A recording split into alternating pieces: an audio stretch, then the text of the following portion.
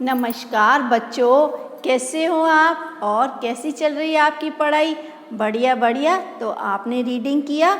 हमने 2 बार पार्ट का रीडिंग किया। किसका? आग की खोज, पार्ट 1, पार्ट 2 और पार्ट 3 के दौरान हमने अच्छे से उसका रीडिंग कंप्लीट किया। ओके, तो आज बच्चों उसी का ही हम लोग करने जा रहे हैं वर्कशीट रीडिंग, जिसका नाम है आग की खोज। तो आप सब तैयार हैं रीडिंग के लिए? तो बच्चों आइए स्टार्ट करते हैं। हम लोग पाठ है 6, आग की खोज, वर्कशीट रीडिंग। ओके, सोचिए और बताइए। आपका पहला प्रश्न है, आग का विकास कैसे कैसे हुआ? किस तरह से आग का विकास हुआ? अगर आप चाहें तो नोट कर सकते हैं अपनी नोटबुक में। मैं आपके लिए रीड कर रही हूँ। ये उत्तर मैंने देखिए बच्चों आपके लिए इधर लिख के रखा हुआ है, तो आप आसानी से इसे नोटबुक में उतार भी सकते हैं। आग का विकास कैसे कैसे हुआ? आइए रीड करते हैं। पहले लोगों ने पत्थरों को आपस में रगड़कर आग उत्पन्न की। पहले लोगों ने पत्थरों को आपस में रगड़कर आग उत्पन्न की और उसे रोशनी और गर्मी का अनुभव हुआ।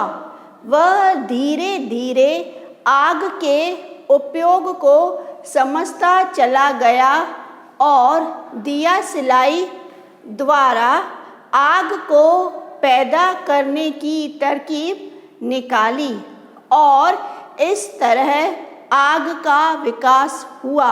ठीक है, पहले लोगों ने पत्थरों को आपस में रगड़कर आग उत्पन्न की, उससे रोशनी और गर्मी का उन्हें अनुभव हुआ।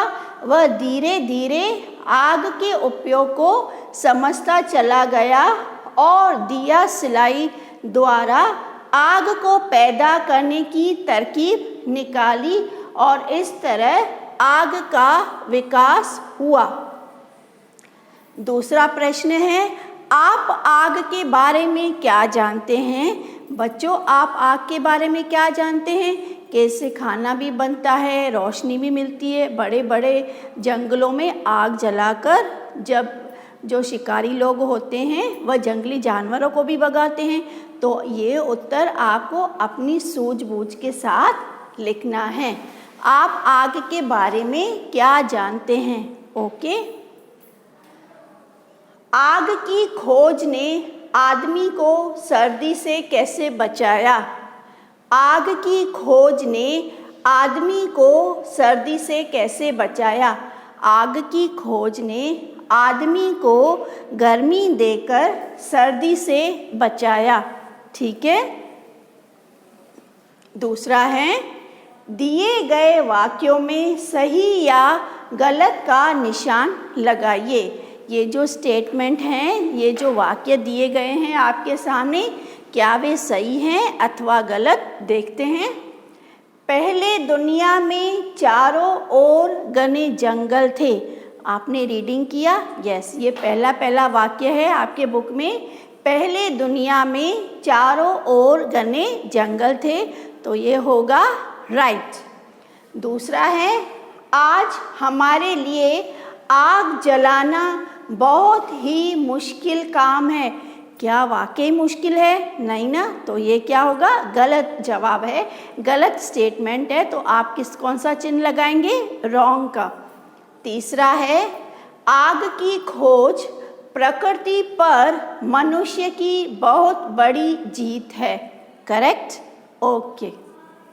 नाउ नेक्स्ट वन इज, दिए गए प्रश्नों के उत्तर में सही का निशान लगाइए। यानी कि एमसीक्यू पार्ट, क्या ये सही है?